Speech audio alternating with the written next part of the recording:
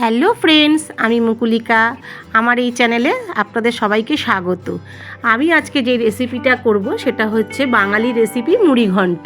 এটা খুব পপুলার, আর যে কোনো অকেশানে মুড়িঘণ্ট হয়েই থাকে বাঙালি রেসিপি। তা কিভাবে বানাচ্ছি দেখে নিন।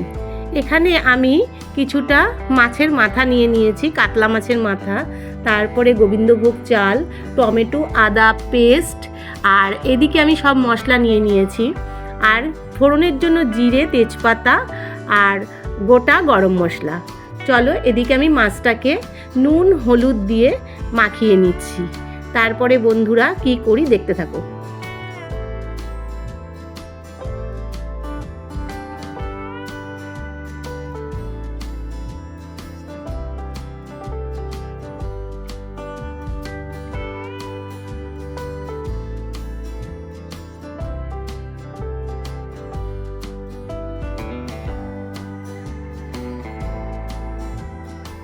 দিকে দেখো মাথাগুলো তো আমার নুন হলুদ মাখানো হয়ে গেছে। তা কড়াইতে আমি তেল গরম বসিয়ে দিয়েছি। তেলটা ভালো করে গরম হয়ে গেলে মাছের মাথাগুলোকে আমি দিয়ে কড়া করে ভেজে নেব।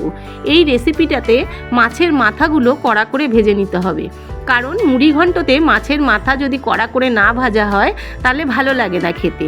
চলো বন্ধুরা দেখতে থাকো।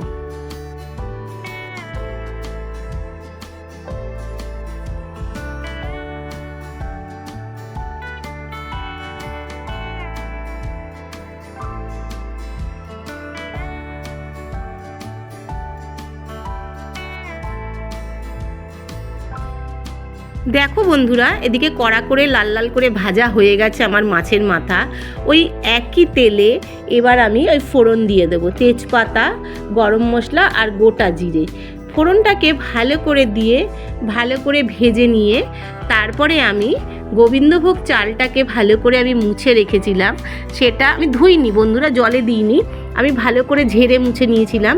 তা ওই গোবিন্দভোগ চালটা ওই তেলের মধ্যে আমি দিয়ে দেবো। তা এদিকে গোবিন্দভোগ চালটা তেলের মধ্যে দিয়ে ভালো করে নাড়াচাড়া করে নেব, একটু ভাজা ভাজা করে নেব। ভাজা ভাজা যখন হয়ে যাবে বন্ধুরা, তখন আমি ওই যে পেস্ট করে রেখেছিলাম আদা আর টমেটো, সেটা আমি এর মধ্যে দিয়ে দেবো। তারপরে দেখতে থাকো বন্ধুরা কি করি।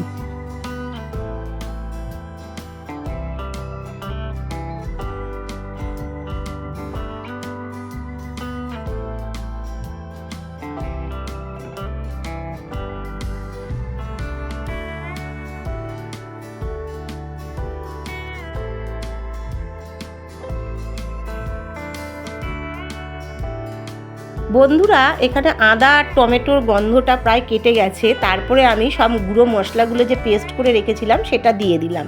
এই মশলাটা দিয়ে ভালো করে কষিয়ে নিতে হবে।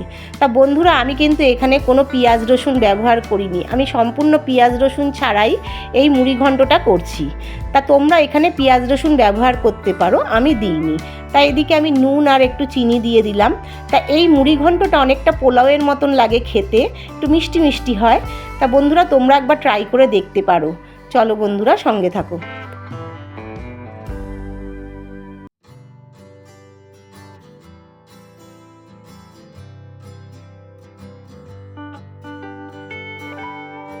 এদিকে আমার সম্পূর্ণ কষানো হয়ে গেছে। যেই মশলার বাটিটা ছিল ওর মধ্যে জল দিয়ে ধুয়ে আমি পুরোটা দিয়ে দিলাম জল। তাই এখানে আমি গরম জল ব্যবহার করেছি, যেহেতু গোবিন্দভোগ চাল আছে এখানে আমি ঠান্ডা জল ব্যবহার করিনি, তাই আমি ফোটানো গরম জলই দিয়েছি। তাই এদিকে আমি আস্তে আস্তে মাছের মাথাগুলো সব দিয়ে দিচ্ছি। তারপরে বন্ধুরা দেখতে থাকো।